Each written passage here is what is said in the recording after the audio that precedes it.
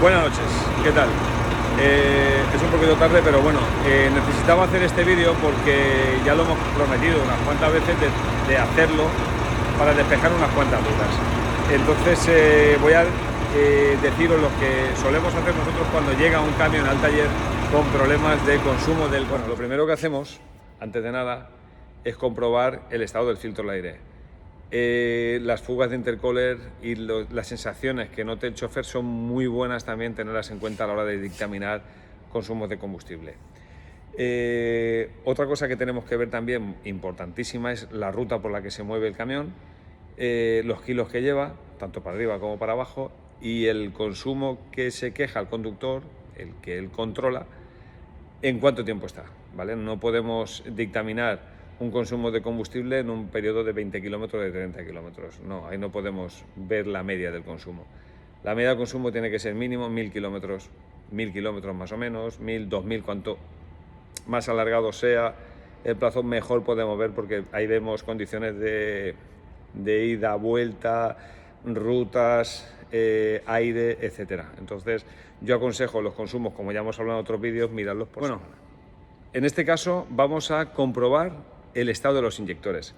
¿Cómo lo hacemos? Es fácil. Utilizamos en este caso la herramienta Yaltest, que es la que tenemos, pero bueno, podemos utilizar Test2 de Volvo, podemos utilizar Texa, podemos utilizar la máquina que queramos. ¿Qué es lo que tenemos que comprobar en este caso? Bueno, pues vamos a hacer un equilibrado de cilindros o un balance de cilindros, según la máquina lo va a llamar de una manera u otra, y lo que vamos a ver con esa prueba es el resultado de cada uno de los cilindros, del 1 al 6. En la gráfica va a aparecer un 0 en medio y van a subir valores positivos hacia arriba hasta 100 y valores negativos hacia abajo hasta menos 100. ¿Qué indican esos valores? Bueno, el valor 0 es un valor ideal, un valor idóneo. Un valor 0 con el motor en marcha. Cuanto más cercano esté la gráfica de ese cilindro hacia el 0, va a ser un indicativo de que ese cilindro va a ser lo más complejo o lo más correcto posible, por así decirlo. La unidad de mando de motor va a intentar conseguir un ralentí regular, ¿vale? Entonces lo que va a hacer en cada uno de los cilindros en cuestión, inyectar de más o inyectar de menos, para que el ralentí sea regular. Es decir, si tenemos un cilindro que rinde menos, pues la unidad de mando de motor va a ir contrarrestando con los otros para que el ralentí sea estable y el giro del motor sea estable. Esa regulación que hace la unidad de mando motor la vamos a ver con la prueba del equilibrado de cilindros, y de esa manera podemos ver si ese cilindro en cuestión tiene algún defecto. Puede ser el inyector, puede ser el cierre de las válvulas o puede ser incluso el desgaste de los segmentos. Cuanto más cercano esté el valor a 0, pues más indicativo de que ese cilindro va a estar bien, entre comillas. Y digo entre comillas porque esa prueba es una prueba comparativa de un cilindro con respecto al otro, de los 6 en total. De tal manera que el que mejor está lo va a poner un valor y el resto va a empezar a regular, ¿vale? Curiosamente, si cogemos esos valores de equilibrado y hacemos la suma, es decir, el cilindro número 1, por ejemplo, está marcando un 16, el cilindro número 2 un menos 8, el cilindro número 3 un más 1, el cilindro número 4 un menos 20. Si sumamos todo nos tiene que dar un valor 0. Eso porque la unidad de mando motor está contrarrestando, inyectando de más e inyectando de menos para que el ralentí sea lo más estable posible. ¿Qué es lo que pasa, por ejemplo, si tenemos un inyector averiado que está chorreando gasoil a lo bestia? Pues que ese cilindro, por ejemplo el 3 en este caso, que es el que está mal, y el inyector está inyectando a saco, pues que ese valor va a salir totalmente negativo, va a salir a 100%, ¿vale? En esa prueba gráfica que nosotros vamos a ver, la experiencia nos ha dicho que cuando el valor sea hacia arriba o hacia abajo, lo más cercano al valor 40, o sea, más 40 o menos 40, ese cilindro en cuestión le está pasando. Bueno, si ahora, por ejemplo, vemos que ese valor que estamos viendo de más menos 40 hacia arriba existe en ese cilindro, no vamos a echarle la culpa al inyector, ni muchísimo menos. El inyector lo vamos a dejar como una de las principales causas, pero no la única. Entonces, lo que tenemos que hacer, acto seguido, es hacer una prueba de compresión, que hace también la máquina. ¿Cómo se hace la prueba de compresión? Bueno, pues el pistón que mayor compresión tiene le va a dar un valor 100 y el resto van a ser comparativas. No es que tenga un sensor que mide la compresión en la cabeza de los pistones, para nada. Lo que va a hacer la unidad de mando de motor es utilizar el sensor de régimen que lleva en el cigüeñal y controlar los tiempos de la compresión de cada uno de los cilindros. Es decir, cuando sube uno, cuando sube otro, cuando sube otro, cuando sube otro, esos tiempos los va a controlar y los va a mostrar en una gráfica. De tal manera, por ejemplo, que si antes hemos dicho que el número 3 es el que tenía un chorro de inyección muy grande, tenemos que ver el número 3 cómo está de compresión. De esa manera dictaminamos si el problema lo tenemos en el inyector o lo tenemos en la parte mecánica de ese cilindro. Es decir, que tenemos un problema de compresión baja, ya sea por un pistón gripado, válvula abierta, asiento quemado, etc. Explico. Primero que nada, prueba de equilibrado de cilindros. Tienen que estar los valores por debajo de 40. Si están por encima o por debajo de 40, ese cilindro en cuestión le pasa algo. Acto seguido, prueba de compresión. La prueba de compresión tiene que estar lo más cercano a 100.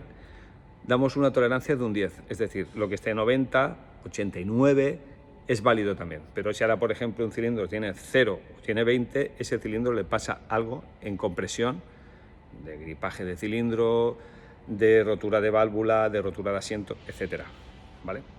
Esas dos pruebas van a ser muy determinantes para dictaminar el problema en inyección o en motor. Culminados estos dos pasos, existe la posibilidad también de que las dos pruebas salgan bien. Tanto la de equilibrado de cilindros salga lo más cercano a 0 y luego después la prueba de compresión salga lo más cercano a 90. Con eso no significa que todo esté bien, para nada. Queda una tercera prueba. ¿Por qué? Porque esos 6 inyectores pueden estar hechos una mierda, con perdón de la palabra, pueden estar hechos polvo. Y la compresión de los cilindros puede también estar disparatada. Puede estar también disparatada. Pero puede estar igualada entre ellos 6. Puede estar exactamente igualado. Es decir, un motor que tenga a lo mejor 3 millones de kilómetros, que los antiguos los tienen, y le falte compresión. O los inyectores estén sumamente cerrados de caudal, pero los 6 iguales. Esas dos pruebas no nos van a ser determinantes, no nos van a decir nada en concreto. ¿Cómo lo hacemos? Pues con una prueba de consumo. Con la prueba de consumo ya dictaminamos qué problema. La prueba de consumo es el consumo del sistema de inyección con el motor parado con el camión parado, perdón, en litros a la hora. Y tiene que estar, motor caliente, entre 1,1 y 2 y poco litros a la hora. Tiene que estar comprendido en ese margen. Si estamos por arriba, si estamos por ejemplo 3, 4, los inyectores están hechos polvo. Cuanto más para arriba, peor. Y si está por debajo, también. Tiene que estar comprendido en eso. Normalmente cuando intuimos que le pasa a los inyectores, o en la primera, o en la segunda, o en la tercera, nos sale algo disparatado. Normalmente siempre suele ser cuando un camión tiene merma de potencia y tiene un consumo excesivo, normalmente la tercera sí que nos sale disparatado. Algo que también tengo que comentar, porque es importante, los sistemas de escape. Un catalizador obstruido también nos disparata bastante el consumo. Bueno, abrimos en este caso unidad de mando motor y nos vamos al chequeo del sistema. Y aquí aparece el balance de cilindro. Entonces, el balance de cilindro os explica lo que os he dicho yo. ¿Vale? Nos da las condiciones, si son óptimas, al clic verde de temperatura y revoluciones. Y aquí vemos en la gráfica el estado de lo que decíamos antes, ¿vale? La gráfica del 0 y luego después lo que la unidad de mando de motor hace con cada uno de los cilindros. Se va inyectando de menos y demás para contrarrestarlo. Si sumásemos curiosamente todos estos valores, la prueba sería 0. Esta prueba, por ejemplo, nos indica que el sistema de inyectores está igualado. No es que esté bien, sino que está bastante igualado. ¿Vale? Ahora nos vamos a la siguiente. Salimos de esta, seguimos. Dice que si queremos ver el resumen y nos lo muestra. Vale. La siguiente que vamos a ver va a ser la prueba de compresión. Luego activamos también, como hemos dicho, el consumo del combustible. Y es cuando vemos el estado del consumo, que es lo que hemos hablado, que tiene que estar entre 1,2 y 2 y algo, 2,5, una cosita así, ¿vale? En este caso vemos que fluctúa un poco cuando el compresor se pone en marcha, cuando el compresor empieza a tirar del sistema, esto se nos dispara también, ¿vale? Luego aparte de eso, pues bueno, en esta prueba nos vemos todavía más valores de presión barométrica, etcétera, etcétera. Ese es el de la presión del turbo en la emisión.